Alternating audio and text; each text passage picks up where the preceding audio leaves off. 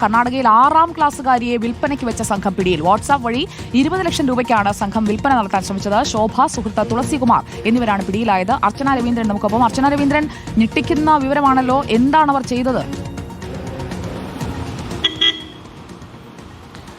സുജിയ, കഴിഞ്ഞ ശനിയാഴ്ചയാണ് കേസിന് ആസ്പദമായ സംഭവം ഉണ്ടാകുന്നത്. കർണാടകയിലെ വിജയവാഡയിലാണ് സംഭവം ഉണ്ടാകുന്നത്. അതായത് ഈ 6ാം ക്ലാസ് പഠിക്കുന്ന പെൺകുട്ടിയാണ്.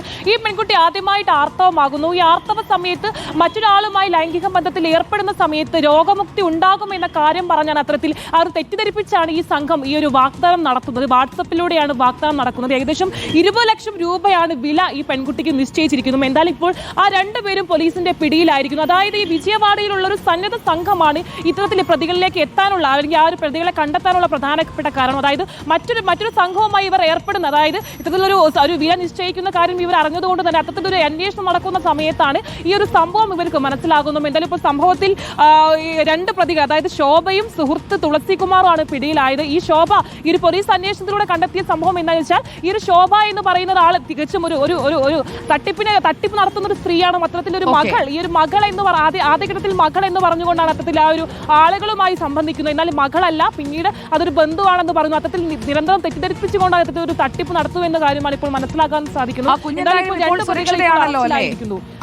6ാം ക്ലാസ്സുകാരി സുരക്ഷിതയാണല്ലോ.